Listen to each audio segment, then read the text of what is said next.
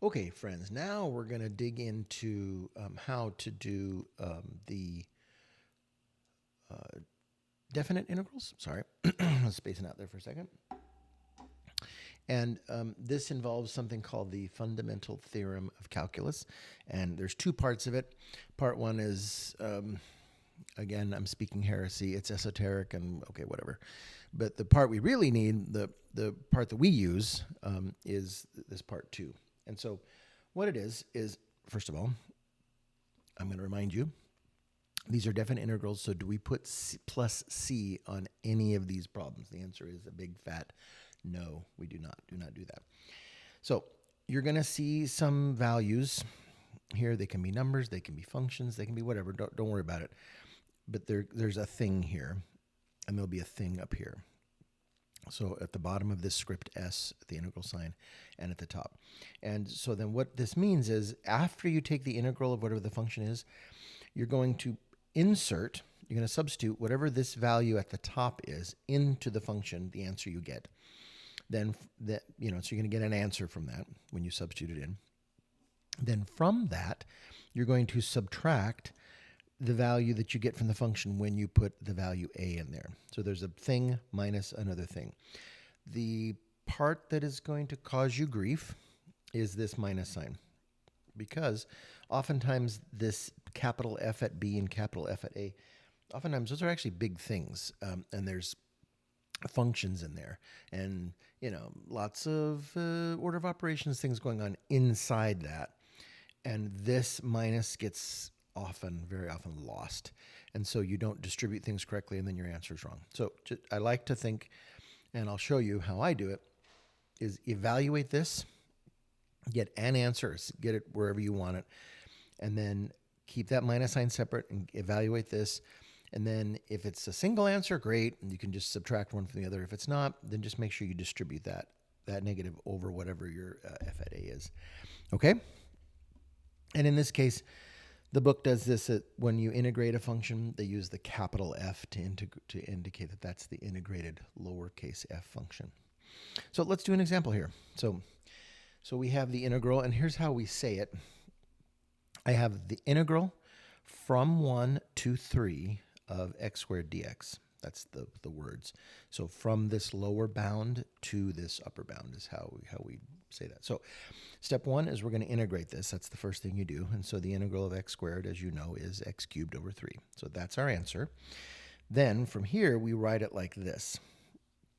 So we put the answer, and then we put this bar here. And so we're going to say, is this function evaluated from 1 to 3? This is our top value, so that's the value we put in first. So we're literally going to substitute this 3 in here. Now I'm not skipping any steps yet, so I'm going to show you what we did. This 3 goes, there's lots of 3s here. I don't know why they did that for an example, but this 3 is there. We plug it in. So 3 cubed over 3, that's our first part, minus, plug in this bottom value. Plug in the 1 cubed over 3. So now in this case, these are both numbers, so we can just evaluate that. So 3 cubed is 27. 27 divided by 3 is 9. Or I didn't simplify it here, but it would be. Minus 1 cubed is just 1. So 27 thirds minus 1 third is 26 thirds. You are very frequently, more often than not, going to get fractions for your answers. And sometimes they're going to be really weird. So if you get a fraction for an answer in a definite integral problem, don't worry about it. You've probably done it correctly. Okay?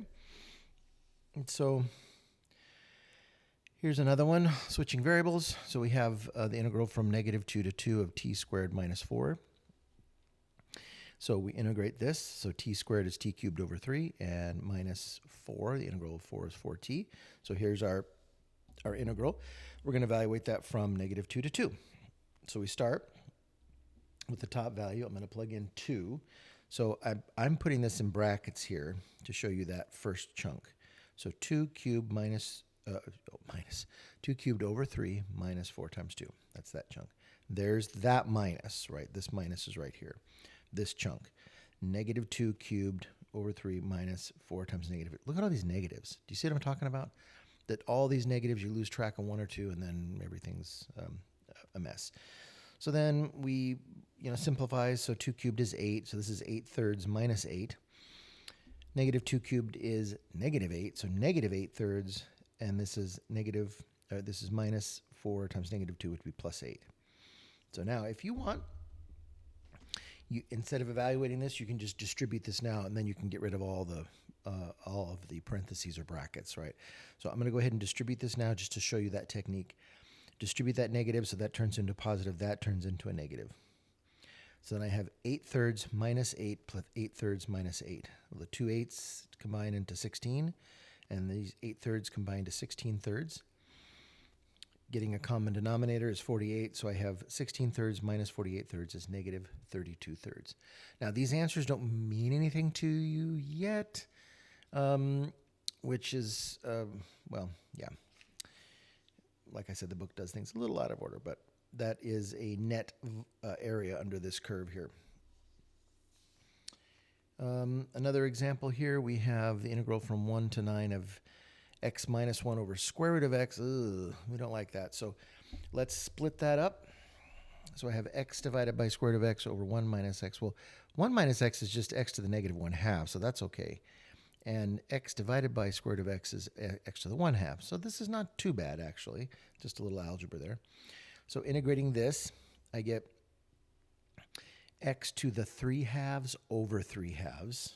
Don't just, whatever you get here, copy it down there. Don't be weird.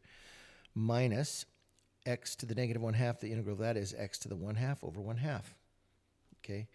Now, we're going to evaluate that from 1 to 9. So in this case, we want to simplify that because I can't work with these like this myself personally. So I'm going to pull this out. Remember, dividing by numbers, same as multiplying by the reciprocal. So I'm going to pull out the 3/2, and that's going to turn into 2/3. X to the 3/2 is the square root of x cubed. And then this, remember, pull out that 1/2 and flip it. So it's 2. And x to the 1/2 is just square root of x. So this is what it looks like algebraically. So I think we might be able to work with that a little easier. From here, I'm going to substitute in 9 first. So I get 2/3 times the square root of 729 minus 2 times the square root of 9. Minus, and I'm going to plug in the 1, right? So 2/3 times the square root of 1 cubed minus 2 times the square root of 1. Well, this side's easy. These are just 1s, right?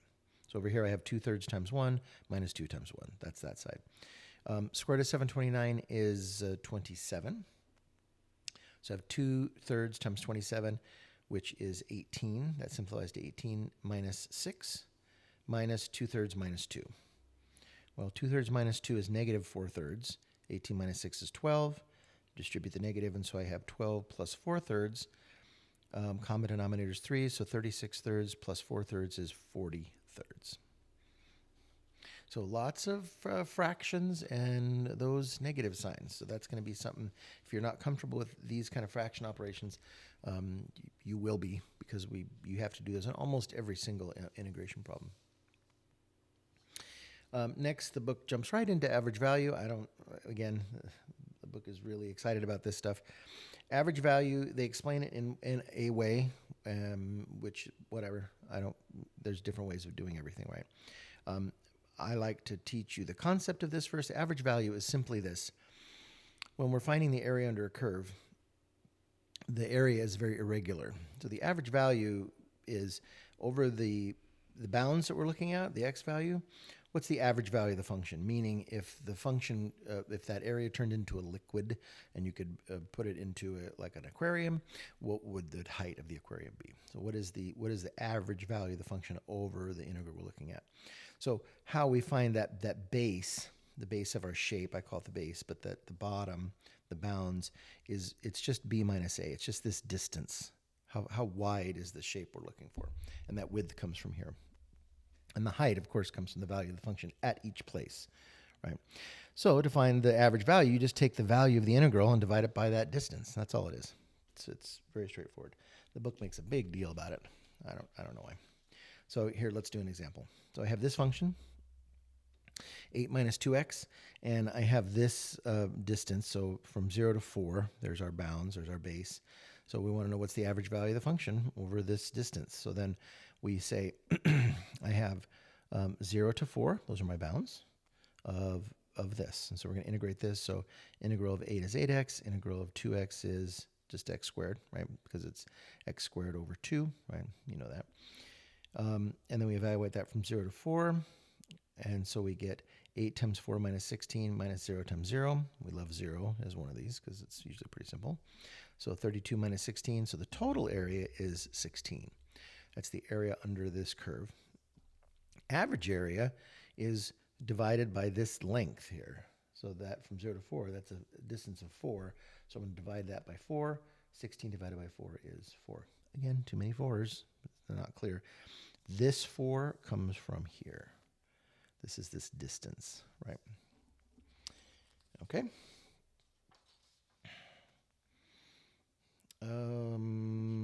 Why did I write this here? I know. I forgot. The other part of the question that could be asked is, hey, where does the original function equal the average value? Like, where does it cross that line? So how you solve that is you take your average value you found here, and you go back to the original equation and solve for the x value that gets that. So we say 4, we just solve for x equals 2. So at x equals 2 is the x value where the function equals its own average value. I guess the example would be, if we're driving to Vegas and we say our instantaneous speed is all over the place, you're driving slowly and quickly and stopping at stop signs, you would find an average value, an average speed, like total distance divided by total time. And let's pretend that average speed was 60. You would be going 60 miles an hour at several points on your trip. That's what this is finding. So when is that happening?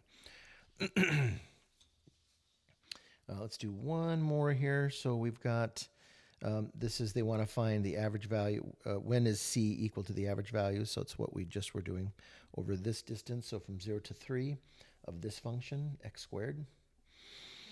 So we go ahead and integrate. I get x cubed over 3 from 0 to 3 and solve that, and I get 9. And so that's my total area, and I made a mistake. I put that over here. That's not we don't put the total area into our equation. We put the average area. The average area is the total area divided by this distance, 3. And again, they're picking these numbers where we duplicate. Sometimes it's hard to follow. So this distance is 3. Total area divided by the distance gives you the average area. So we set that equal to our function. So c squared, or they use c, but you could use x. X squared equals 3, so we get plus and minus square root of 3. Negative square root of 3 isn't in our thing here, so that's not an option. But positive square root of 3 is. So when the x value is positive square root of 3, that's when it equals the average value of the function.